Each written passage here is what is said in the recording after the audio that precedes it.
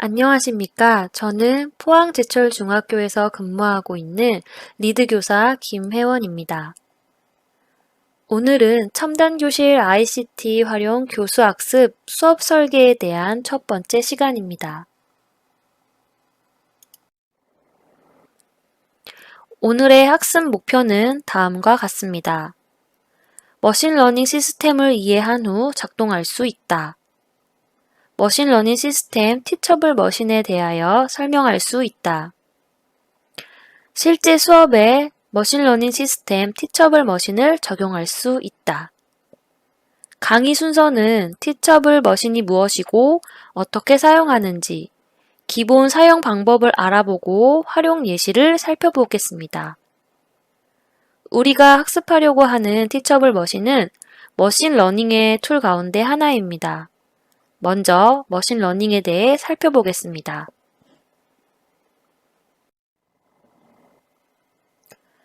머신러닝은 인공지능 연구 분야 중 하나입니다. 인간의 학습 능력과 같은 기능을 컴퓨터에서 실현하고자 하는 기술 기법입니다. 사람이 학습하듯이 컴퓨터에 데이터를 주고 학습하게 함으로써 새로운 지식을 얻어내게 하는 분야입니다. 자, 여기 사진을 한번 살펴봅시다. 머신러닝에 대해 이해하기 쉽게 설명하고 있습니다.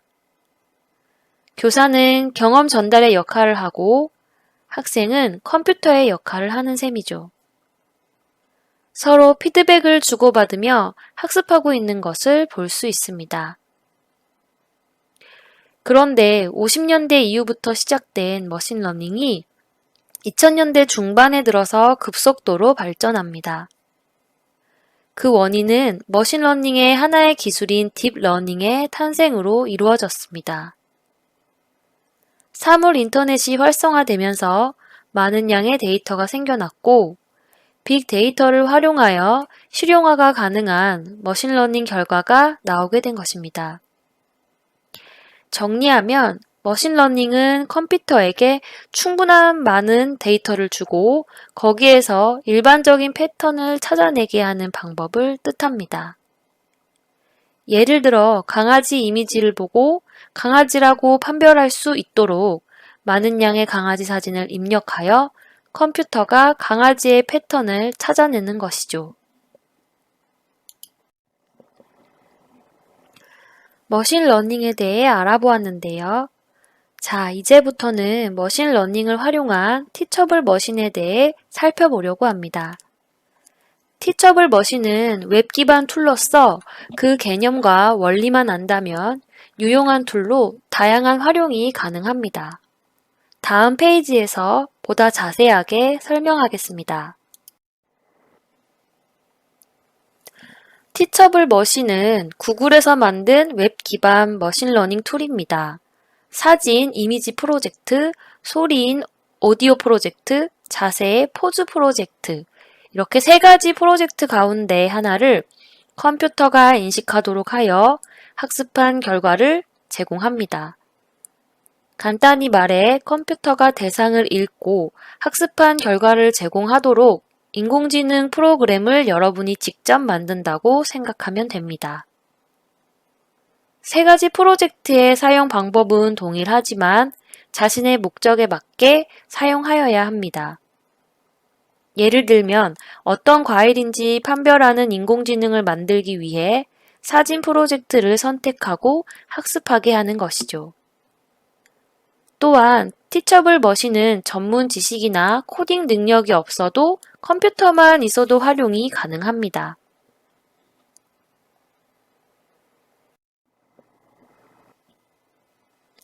다음으로 티처블 머신의 사용 방법에 대해 자세히 알아보겠습니다.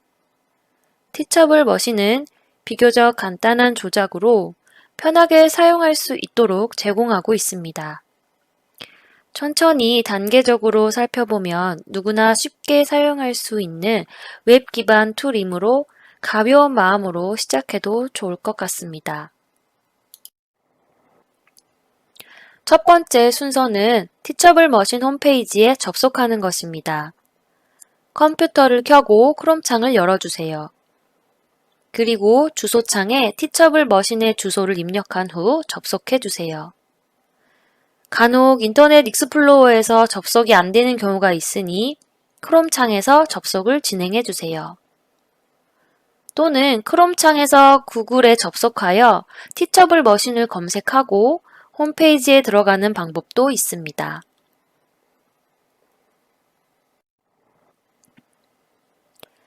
티처블 머신 홈페이지에 접속했다면 화면의 소개글을 살펴보고 아래의 시작 버튼을 클릭합니다.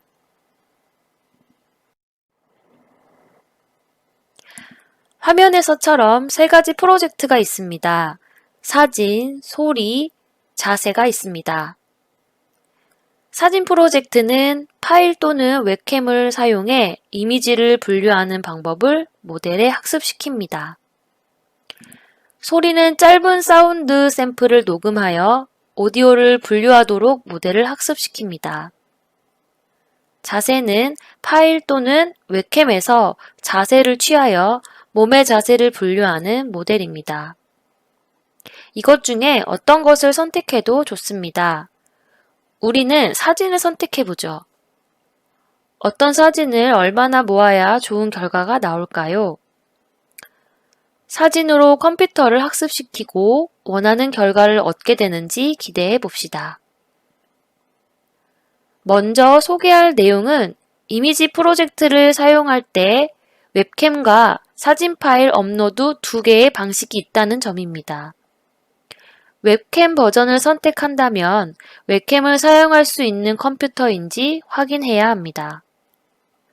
만약 사용이 가능하다면 웹캠으로 사진 데이터를 모을 수 있습니다. 사진 업로드 버전은 사용할 사진 데이터를 미리 찾고 모아놓아야 합니다. 사진 데이터가 많을수록 좋습니다. 그 이유는 뒷부분에서 좀 더 자세하게 설명하겠습니다. 그럼 이제 사진 프로젝트를 클릭하여 다음 페이지로 넘어가세요.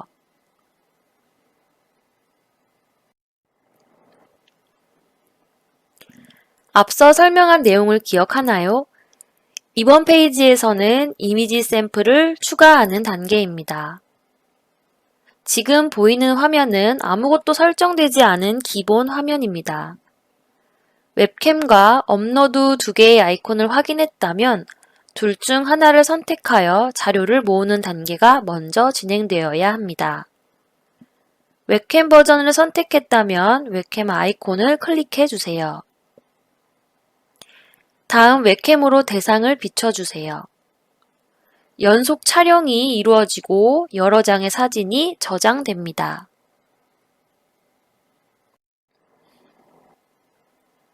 파일 업로드 버전은 업로드 아이콘을 클릭하고 미리 저장해 놓은 사진 여러 장을 업로드해 주세요. 이때 미리 필요한 사진을 찾아 파일로 저장해 두어야 업로드할 수 있겠죠. 자, 이제 컴퓨터에 학습시키고자 하는 사진 자료를 업로드해주면 됩니다. 실제로 여러분이 해보면 클릭 몇 번으로 가능하다는 것을 알 수 있을 것입니다. 다음으로 사진 자료를 모을 때 그룹별로 설정해 주어야 합니다. 예를 들면 어떤 과일인지 판별하는 AI 모델을 만든다고 가정해 봅시다. 어떤 자료를 모아야 할까요? 사과, 배, 딸기, 귤 등등의 과일의 종류별 사진 자료를 모아야겠죠? 클래스 옆 연필 모양의 아이콘을 클릭하면 대상을 설정하고 그룹화할 수 있습니다. 클래스 1을 사과로 설정하고 사과 사진을 찍거나 자료를 찾아 업로드할 수 있습니다. 클래스 2를 귤로 설정하고 자료를 저장할 수 있습니다. 그룹화 단계에서 웹캠으로 찍은 사진과 업로드한 사진은 컴퓨터가 학습합니다. 그렇기 때문에 이 자료는 결과에 영향을 미치게 됩니다. 어떤 자료를 학습시킬 것인지 고려해야 하는 단계라고 할 수 있습니다.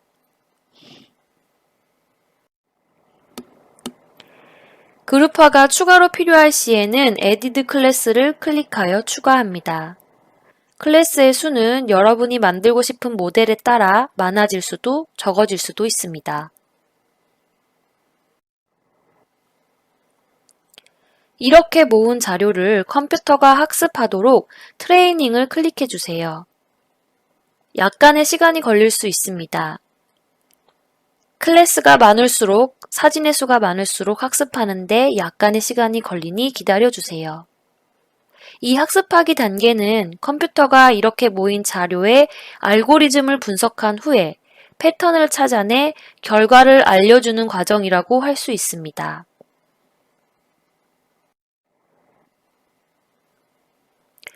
트레이닝을 클릭하고 나면 프리뷰에서 결과를 확인할 수 있습니다.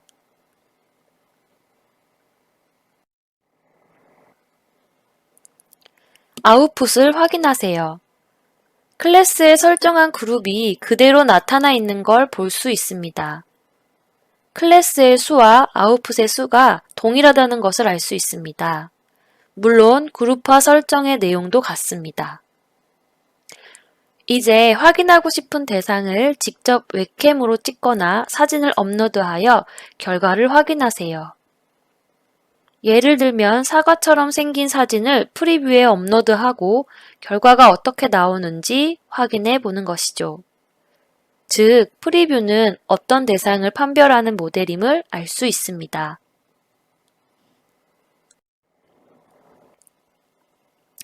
이렇게 티처블 머신의 사용 방법을 살펴보았습니다. 이번에는 실제로 어떻게 자료를 모으고 학습시키는지 예시를 들어 설명하도록 하겠습니다.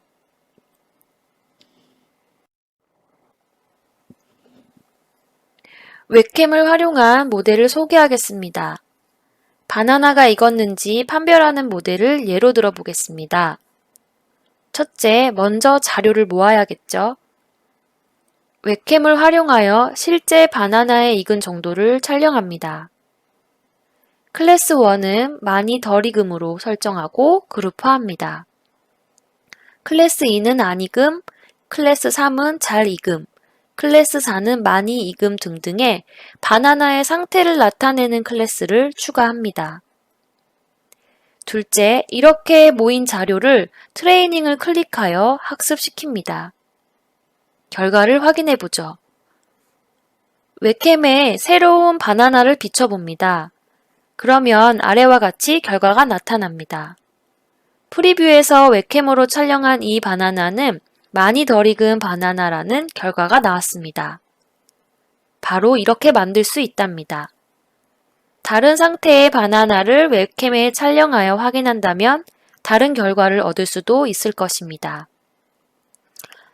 이렇게 클래스의 그룹화 단계에서 보다 정확하고 많은 자료를 모아서 설정해 놓는다면 아웃풋의 값은 더욱더 견고하고 신뢰할 수 있게 될 것입니다. 예를 들면 바나나의 익은 상태를 더욱더 세분화하고 정보를 모은다면 말이죠.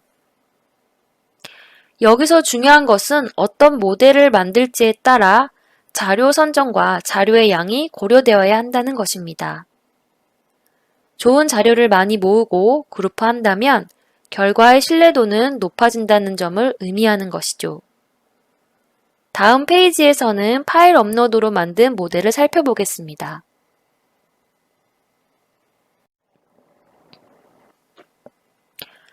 업로드 버전을 활용하는 것으로 표정을 읽고 기분을 판별하는 모델입니다. 방법은 동일합니다. 자료를 모으고 학습시키고 결과를 대조해 보는 것입니다. 먼저 행복한 표정의 사진을 모아서 클래스 1 행복함으로 그룹화합니다. 다음 슬픈 표정의 사진을 모았습니다. 그런데 이러한 그룹화 단계에서 유의해야 할 점이 생깁니다. 자료를 모으는 사람의 주관적인 판단이 개입된다는 것입니다. 그룹화를 시킬 때 어떤 표정은 오묘하기도 하고 포커페이스처럼 알아차리기 어렵기도 합니다. 때로는 슬퍼 보이기도 하고 기뻐 보이기도 하는 그런 표정을 통해 기분을 규정하기란 쉽지 않을 것입니다. 그렇기에 티처블 머신에서 자료 모으기는 가장 중요한 단계입니다. 결과에 많은 영향을 준다는 것은 이미 앞서서 강조한 사항이라 기억하고 있을 것입니다. 이제 본론으로 넘어와서 모은 사진을 학습시켜 줍니다. 확인하고 싶은 사진을 업로드하여 결과를 살펴봅니다. 인물의 표정을 읽고 기분을 읽는 모델의 결과를 함께 살펴봅시다. 예를 들어 모나리자의 미소가 과연 행복함을 나타내는지 알고 싶다면 프리뷰에 모나리자 사진을 업로드하여 결과를 확인해 보세요. 결과가 어떻게 나오나요? 해석은 여러분의 몫입니다. 어떤 모델은 결과가 명확하기도 하지만 아닌 경우도 있습니다. 때문에 토론이나 다양한 해석을 이야기해 볼 수 있습니다. 이러한 것은 수업에 활용해 본다면 흥미로울 것 같네요. 특히 개인적으로 감상 수업이나 토론 수업에 이용할 것 같은 생각이 듭니다.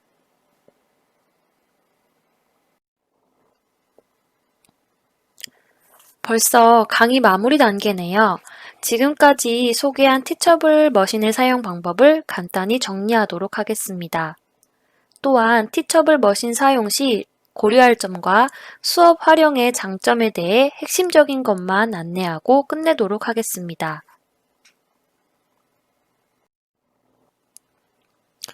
사용 방법을 요약하자면 티처블 머신의 사용법은 크게 3단계라고 할 수 있습니다.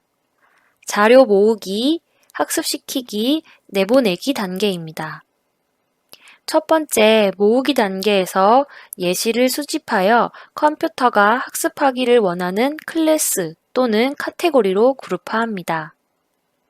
두 번째, 학습시키기 단계에서는 모델을 학습시키고 새로운 예시를 올바르게 분류하는지 테스트합니다.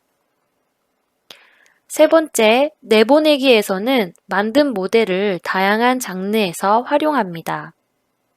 이것은 세 가지 프로젝트, 사진, 소리, 자세 모두 동일하게 적용됩니다. 다음으로 티처블 머신을 사용하면서 고려해야 하는 것입니다. 앞서 티처블 머신의 사용 방법을 알아보며 어떤 것을 고려해야 하는지 대략적으로 살펴보았는데요. 우선 모으기 단계에서 어떤 자료를 학습시키는지에 따라 결과가 많이 달라질 수 있다는 점입니다. 그러므로 자료의 질과 양은 상당히 중요하다는 것입니다. 예를 들면 컴퓨터가 사과 사진을 보고 사과로 인식하도록 많은 양의 사과 사진을 입력하여야 합니다. 컴퓨터가 스스로 사과의 패턴을 찾아내게 해야 합니다. 그러나 사과 사진을 주었을 때 다른 과일로 판단한다면 알고리즘을 보완하고 올바른 정보를 계속 학습하도록 하여 그 패턴을 견고하게 만들어야 합니다. 그것이 러닝머신에서는 꼭 필요한 과정이며 자료 모으기의 중요성이라고 할 수 있습니다. 이것만 잘 기억한다면 훌륭한 모델을 만드는 것은 어렵지 않을 것입니다. 마지막으로 티처블 머신을 활용하여 수업을 설계한다면 다음과 같은 장점이 있습니다. 다양한 교과 수업에 적용할 수 있습니다. 토론이나 활동 중심 수업, 창의적인 수업이 가능합니다. 또한 사용상 편리하고 비교적 간단한 사용 원리로 빠르게 익히고 수업에 적용할 수 있습니다. 직관적이며 다루기 쉬운 점도 있지만 이미지, 소리, 자세 등의 다양한 프로젝트를 수행할 수 있다는 점도 장점이 될 것 같습니다. 무엇보다 컴퓨터와 인터넷만 주어진다면 흥미로운 모델을 만들 수 있다는 것입니다. 티처블 머신에 대한 사용 방법과 사례를 살펴보면서 어떻게 수업에 활용할 수 있을지 생각해 보는 것도 의미 있는 수업 만드는 데 도움이 될 것 같습니다. 오늘은 티처블 머신에 대해서 학습해 보았습니다. 오늘 학습한 내용을 잘 기억해 두었다가 다음 차시인 ICT 활용 수업 설계 두 번째 시간에 또 뵙겠습니다. 지금까지 첨단교실 연수 수업 설계 1차 시 컨텐츠 리드교사 김혜원이었습니다. 감사합니다.